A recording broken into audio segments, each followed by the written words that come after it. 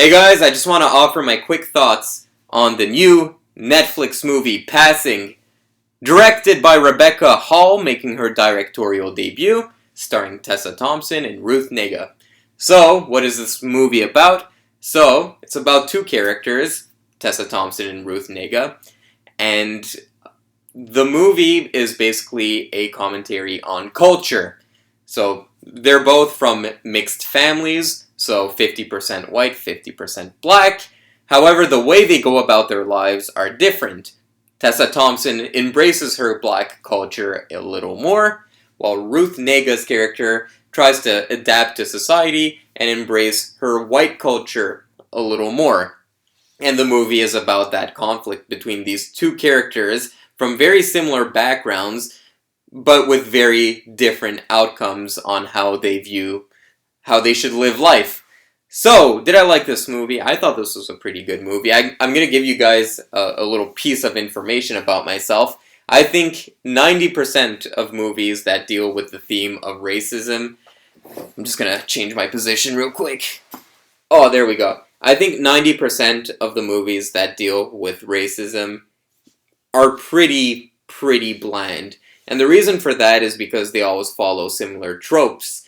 You always have the angry, racist white dude who's like, I don't think black people should be in NASA. Ha! And then you have the white savior character that's like, no, I believe in you women. You can be in NASA.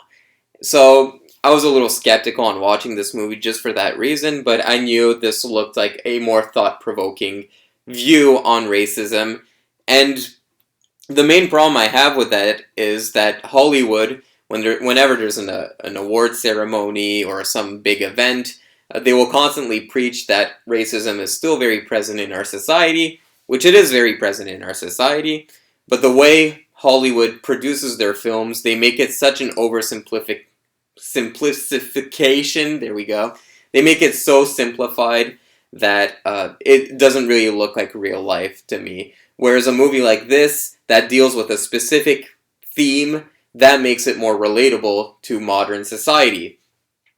Even though this movie is a period piece and it takes place in the 1920s, the themes, the questions, and the questions the movie brings up are still very relatable and very much needed in a conversation when it comes to today's society. So that's why I thought this movie was interesting. Like I said, this movie deals a lot with culture, hiding your roots and who you're from. I know this is like a personal anecdote, and obviously I'm not black if you're watching the video.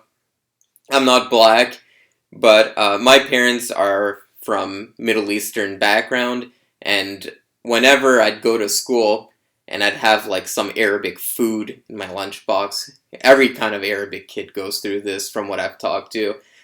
When you have like Arabic food in your lunchbox and everyone around you is eating like peanut butter jelly sandwiches, you kind of get embarrassed. You open your lunchbox, everyone gets a waft of garlic, and you're just left embarrassed. And you kind of go through that. It's like, Mom, can you stop making this food and start making PB&J sandwiches? Obviously, my problem is a minuscule problem compared to the problems of these characters in this movie, as well as black people in America. I just wanted to offer you that it is a very relevant issue that it brings up, and I feel like a movie to talk about this, it's really important and very relevant. That's what I'm getting at. Not trying to make my life into a sob story here. So yeah, going through the movie. So the movie opens, and we're first introduced to Tessa Thompson's character, and she's buying stuff for her family, and as she goes about in public, she is constantly hiding her face with her hat. And then later on, when she finally reunites for the first time in a while with Ruth Nega's character, we find out that they don't really necessarily see eye to eye, and one of the lines I thought was very striking was Ruth Nega's character asks Tessa Thompson's character, she asks her, do you ever try to hide your blackness? And Tessa Thompson freezes for a second and then answers occasionally. So that refers back to the beginning of the movie where she's hiding her face in a crowd, trying not to be seen when she's around white people. So it makes it that the situation isn't as black and white as it seems. It's not like either embrace your black roots or try to pass as a white person. It doesn't really do that. It talks about everyone kind of does it to a certain extent, but to which extent makes it acceptable and where's that fine line. And it's a very blurry situation. And that's what I liked about this movie. This movie doesn't say this is right and this is wrong. It's very blurry. There's also some other themes of culture going on in this. One part that I thought was very interesting was a part where Tessa Thompson's character is talking to a white man, and the subject kind of goes all over the place, but it comes around to whether it's easier for a black man to pass as white versus a white man to pass as black. And Tessa Thompson gives her opinion, and then the white man says, "Gee, I never thought of it like that." And then Tessa Thompson replies, "Because you never had to." And I thought that was a very striking line as well. I feel like the dialogue in this was very thought-provoking without being too preachy, which is a very high praise because this movie is very dialogue-driven, not much action going on. It almost feels like a play I was watching, which it wasn't based on a play, it was actually based on a novel. Other themes of culture that this movie brings up: there's a part where Tessa Thompson is discussing with her husband about people stealing culture from black people and giving it to white culture, kind of like what Elvis did. That's the more mainstream example, but it was going on way before Elvis as well when it came to like jazz performers of the 1920s. So that makes Ruth Nega's situation a little more murkier. You have this character who's black trying to integrate in white society. Meanwhile, white society is stealing culture from blacks. It makes the whole thing a lot more convoluted than one might think. To add to that, I feel like Rebecca Hall does something in here, and I don't know if it's intentional or not, but it's just something I interpreted. But there's a lot of references to Indian culture, Native American, I should say, sorry. But they do constant references to Native Americans.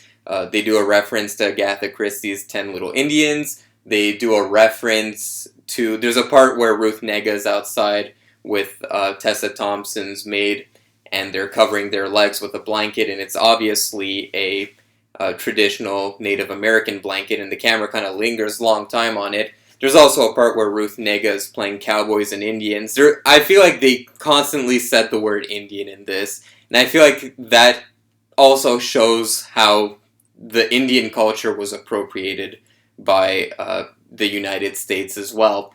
So all those themes I thought were really interesting, and even though the movie doesn't really try to answer all of them, it at least brings them up. And for a movie to do that in 2021, I can kind of applaud it for that.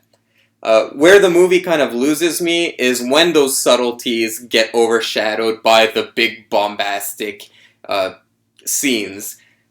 When we're first introduced to Ruth Negga and Tessa Thompson, when they first interact for the first time, I thought that scene was very well done. But then the husband walks in, and the husband is a more overt racist character. He goes and he calls his wife as a nickname Nig, which is short for a racial slur that I won't say. But I feel like if that scene, the introduction to the husband, took place a little later in the film, instead of it being the introduction of Ruth Nega's character, I feel like that would have been a lot better, because when that scene happened, I kind of groaned, and I lacked sympathy for Ruth Nega's character. I kind of viewed her more as like for lack of a better term, as an Uncle Tom. So it kind of made me lack sympathy, and I should be sympathetic for this character. That said, I feel like if we knew more about Ruth Nega's backstory and why she chose to embrace her whiteness more than her blackness and try to fit into society more, maybe society was more cruel to her compared to Tessa Thompson. I would have liked to see that. That would have been an additional thing I would have liked to explore in this. I feel like if you also take that scene where she gets called Nick by her husband, if you put that at the end of the movie as well, you kind of have this thing where Ruth Nega's character is slowly starting to embrace her black roots a little more, and then at the end, if you were to find out that this whole time her husband was calling her the N-word, that would have packed a lot more punch versus having it at the beginning. It felt a little jarring, to be honest. But that scene itself was well executed. I don't think it belonged at that spot, but as far as execution goes, I feel like it was well executed. The film is in black and white, has the same aspect ratio as a TV. It almost felt like I was watching an episode of The Twilight Zone, where you have this character who's in this what-if scenario where she has to kind of hide who she truly is in order to adapt to her life, and it kind of did have a freaky Twilight Zone-y feel to it. So I liked that. The other thing I didn't like was the whole love triangle that kind of develops later on in the movie. It kind of steered away from what the movie was about, which was culture and trying to hide your culture. And I thought that was the interesting part of the movie. But once this kind of jealousy love triangle develops, it got a little weird. There's parts where, and I don't think this is just me, but there's some parts where I feel like Tessa Thompson and Ruth Negga, they were about to get it on. They were about to get nasty. I was like, geez, this is a little touchy-feely there. And I feel like that didn't really fit in the story. It was kind of just there, and it was like, okay, that was awkward. And then there's the fact that Tessa Thompson's husband gets a little close to Ruth Negga, and Tessa Thompson gets jealous, and then that kind of goes nowhere. I thought that could have been scrapped from the movie, but the ending itself was very, I thought it was a good ending. I'm going to spoil the movie, warning guys, but Ruth Nega's character ends up getting killed. It's a little ambiguous as to who kills her, whether it's Tessa Thompson or her husband, who was the racist white guy.